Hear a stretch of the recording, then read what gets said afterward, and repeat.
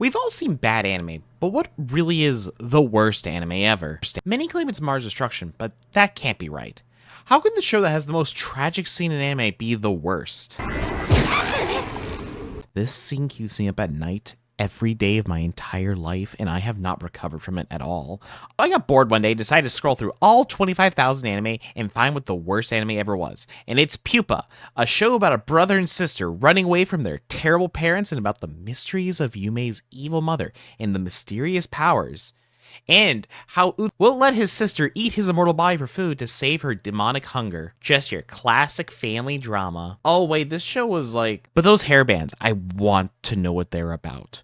Why does the brother wear one? That's so effeminate for like 2010. Oh my god. Okay, yeah, but for real though, Pupa's only a show that each episode's 4 minutes long. So does that really work as the worst anime ever?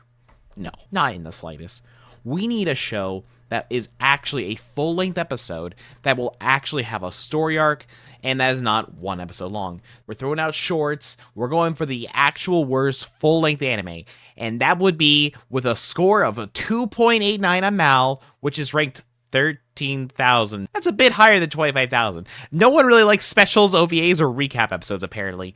Though, to be fair, who does? It's just me. I'm the only one who watches these useless shorts. Nah, I'm kidding. I love so many of these short little anime. I want more. Give me more of 4-minute episode anime so I can watch more anime in like one day. I need to buff up my list so I look more impressive as an anime fan. I can't be seen as someone who's only seen Dragon Ball and My Hero Academia. So the anime question we're actually talking about is X-Arm. Now, why X-Arm? You see, this show is special. Though, let's be fair, every show is a little special. Mainly, though, this one's special because it has the worst CG ever seen. Like, look at this. Hating on CG elements is nothing new. Everyone's kind of hated on CG since it's become more prominent in the last 10 years or so, though it's been around forever. Though people don't tend to comment on when you can't see it, like some background shots or some action scenes in Kill la Kill, where it all looks pretty fire. Though X-Arm CG is, I can't really think of a word, so we're just going to keep that silence there. It's a something. Now, the entire time, this show was daring to be pushing the boundary of animation forward. X-Arm's animation is alluring for how distinct it is. All the motion has no impact. Punches go and they land.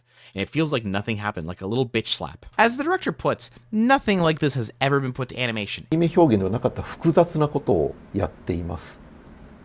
普通に例えばアクションだと、そうですね、殴る、殴られるっていうのは通常あるアクションだと思うんですけど、複雑なところで言うと銃を持っている相手の絡める。And I agree, where else can you see this beauty of animation? Look how he phases through the wall as if the wall isn't there. Look how the camera struggles and runs up and down, like a tiny earthquake's going on, to sell the intensity of the scene. Director Kimura, this was his first time directing anime. While he has worked in anime before with Production IG, he has stated that he was the best pick because he understands the 3D space best. Now, it's not like any other anime director has ever worked in live action and been able to do it well before. No siree. No ma'am. I have not seen a single anime director or live action director come to the anime scene and do it well before. Oh, wait, Hideaki Anno did live action, and Mamoru Oshii. Most of the team working at X-Arm don't. Now, I took a look to see at the team to see if they had a background in anime, and now I'm not stating that only people working in anime can work on anime. That's stupid. Anyone can work on anything. In my eyes, as long as you have like the skills to work on it, I guess that makes sense. Very, very low bar. Stated, you can quote me on that. Lumia 2024. You can, in fact, do things if you're skilled to do them. Or at least have some training on. I'm getting off topic. Now, while I'm all for people having different experience in different mediums, working on different types of shows, because, we should spread the love so we can understand different genres of medium better by taking people outside the medium to work in to introduce new ideas into it. Though here is the worst possible thing because no one knows what they're doing and all the action has this hollow effect and the effects are laughable. It feels like the show does have passion towards it, but there will be like very strange editing options and special effect choices that are made. Like, for example, there's this ugly smoke effect that's overlaid throughout the ton of the show, and it just looks cheap instead of just rendering it in the world, because there is a very easy way to render smoke in 3D engines.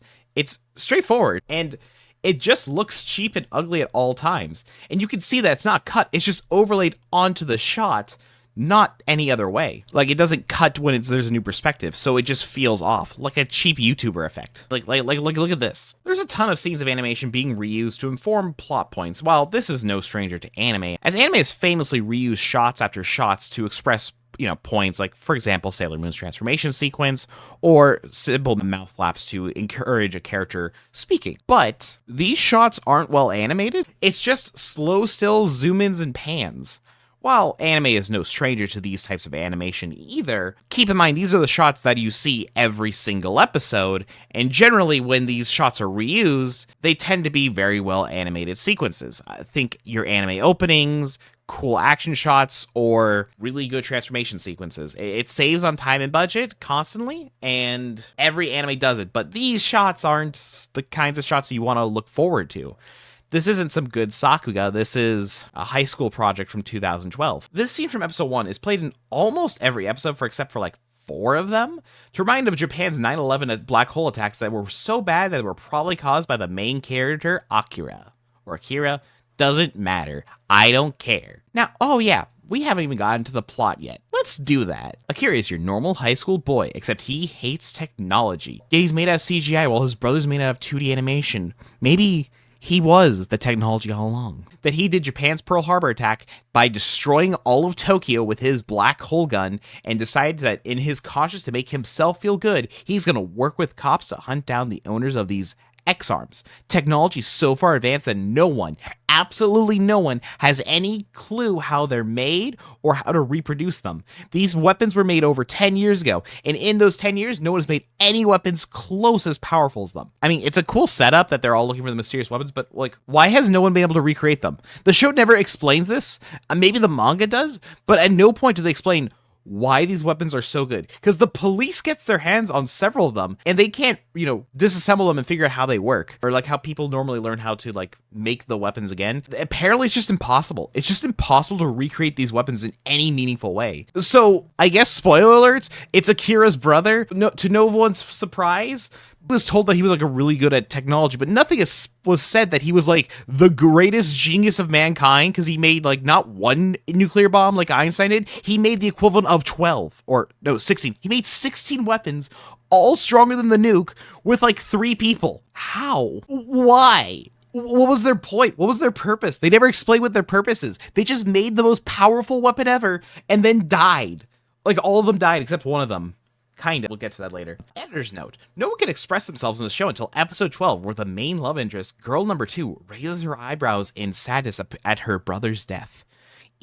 Emotional. These characters are acting their heart out this entire show, but on screen they just look like they're having a slightly bad day, like they stubbed their toe, but they don't want to let the person they have a crush on notice, so they're like kind of holding the pain with the pain of like their broken toe, and they're like, my pain, my suffering, my flag. So she is in fact okay hearing her psychopath brother dying of a bullet. The story follows our gang trying to investigate wacky terrorism and collecting X-arm attacks so they don't belong to terrorists, but to the Japanese government. So our heroes can control the power of government with black hole guns. In the first episode, there's a terrorist who has the power to transmute through items. So Akira realizes that his special power is that he can hack any piece of technology that is out there. So he's told by this, so he starts hacking this boat that they're on to affect them all and like, control the ship so they can like fuck it over and like make sure that they fall instead of our. So, they use that to like trip the guy by doing some wacky shenanigans. At some point though, the AI android that is one of his main love interests, because it's an anime, so he's got like a harem of who can emote. And later on, Yeeg, a corporate AI robot who was built to fall in love with Akira by corporations, and her creator, who forgot her entire existence, was made to just exist to find Akira so they can find the black hole gun. And when the AI android girl falls unconscious, Akira's like, okay, I'm gonna possess her body with her help, and they like team up, and then they like stumble, and somehow the guy who has no experience fighting is able to beat the robot by outsmarting him, by making him face the wall, so he's stuck with his hand in the water so he can't face through it without drowning and dying. So they steal his X-arm, give it to the Japanese military, yada yada yada. And this is the recurring thing. There's a new villain every episode or 2, and the gang figures who they go stop them, and either the X-arm is collected by them or it gets kidnapped by an ancient third party. Our heroes, oh, by the way, as For Akira's reward for all this hard work, Akira is then given the chance to give his dreams. He's able to be a high school student once again, and it is the most cliche anime ever, to the point that they commented on in the show. So, he's running with toast in his mouth, he bumps into a cute girl, love interest that's a robot,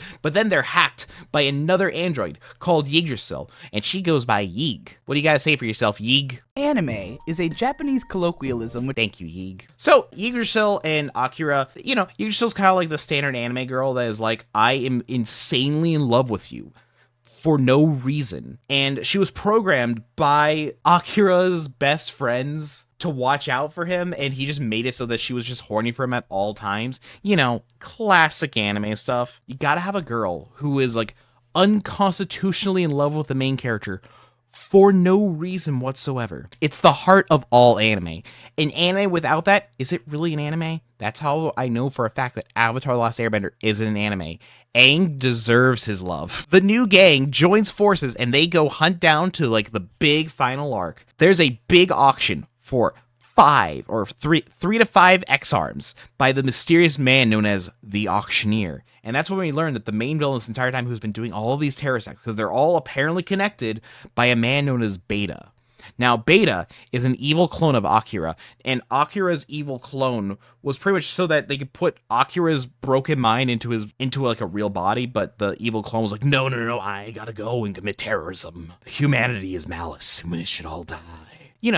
Your standard anime villain. So Akira and the gang go hunt down and they kill him, but they find out the Auctioneer was actually a clone of Akira's big brother.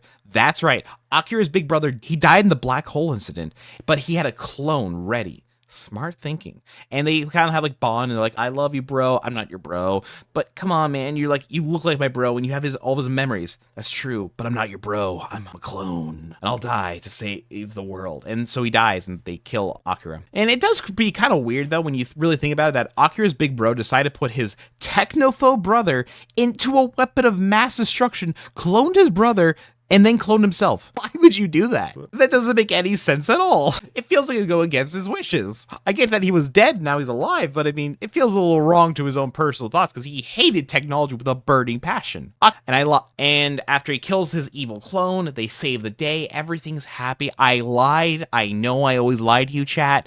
In the real final episode, all of like the technology that had been built from the X-Arms gets evil and starts hacking the entire world and fires nukes across the world. And we're thinking, is Beta back from the dead? Is he here for revenge? No, it's the human mouths of the internet has decided to hack all the nukes and destroy the world. That's right, 4chan, Reddit, YouTube, TikTok, and Facebook has ruined the world, literally, not figuratively like your mom says. That's right, it's time to go on LinkedIn and get a job, chat. Let's go. So Akira and his AI girlfriends, Yggdrasil and other bitch, hack the US government within minutes. And then they realize, okay, we can disable all the nukes here, and we can destroy them in the space, but there's some nukes we can't stop. So how are we going to stop these, insanely powerful nukes? Akira's like, I understand, I know exactly what we have to do.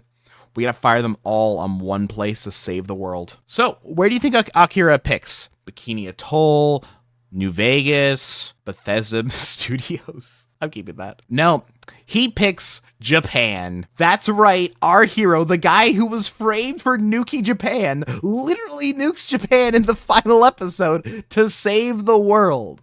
And so he has all of his friends evacuate the building because, about a nuke or two is going to come and hit the planet. So they stand about 10 feet away, and, I guess Japanese medicine has gotten so good that radiation is just not a thing anymore, because they just stand there, and they don't even get away from the blasting radius, and they just are fine. And that's how the show ends. Akira, his 2 AI wives, all die, and the world is saved. But they're all sad that Akira's dead.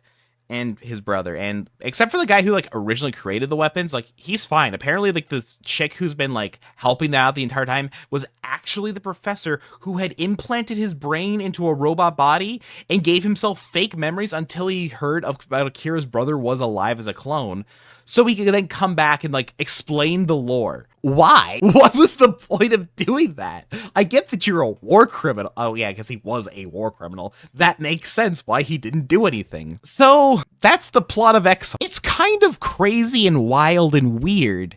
And I adore it because it was a fun ride. Though the animation made that ride, hell, I've heard the manga is a lot different because they changed some stuff for the anime specifically. The director does state that in the interview that I quoted a lot during this thing. There's just not a lot to talk about the animation itself besides the fact that it just never emotes and there's no expression at any possible moment. You know, what is with bad anime that have like the weirdest ending possible? Just like how in Pupa's final episode goes back to the backstory of how the protagonists got their hairbands. Not talking about why the fuck did they why did they start cannibalizing each other and being okay with it, or what the purpose of these experiments. No, it explained how they got their, hairpins and not explaining about any of the trauma about it. Just like there's this weird creepy bunny man. Like if you look at the cast on my anime list, half the characters are from this episode and they don't do anything in any of the other episodes. Like they introduce the main girl's best friend, this rich dude and his 3 older sisters who just all give him tickets so they can win this hairpin and they like just lose. Why? Listen, I'm just saying this is more evidence why Pupa is the best anime ever, because I'm still thinking about it like 10 years later after I had my first watch, and I watch this show every year. Please help me. I need to know the lore, but I'm not reading the manga because who's got the time to read these days? You do, chat? No. The real anime fan watches anime exclusively. Readings for nerds, kids. Don't go to school. Don't read. Watch anime. In the interviews, Kimura, the director, comes off very passionate about his work on X-Arm. And I believe he was really excited about this project and everything he wanted to do with it. I think if X-Arm had a team with a stronger background working in animation, or at least just a few other people who were working on it, it might have been better, if not okay, or maybe even good. The show's laughably bad the entire time because you can't take any of these intense character moments seriously when it looks like this the entire time. It's the kind of show that if you get together with some friends and maybe have a little bit of funny grape juice, you might laugh at the strange directorial decisions. I can't say it's the worst anime ever. I've seen anime that are far less entertaining than this. This at least was a blast because the entire time you're just wondering, how did this happen? Why did this happen? Let's be honest with ourselves. In the final episodes of this show, and more importantly, Pupa, we finally learned the truth. Hairbands were won from the weird bunny man at the store, and after spending the past 36 minutes of the abusive nature of parents, we all knew we came here for this true horror show, and the slice of life elements. 10 out of 10, best anime ever. Give me more Pupa. Season 2 when, Toei? Season 2 when? おいしい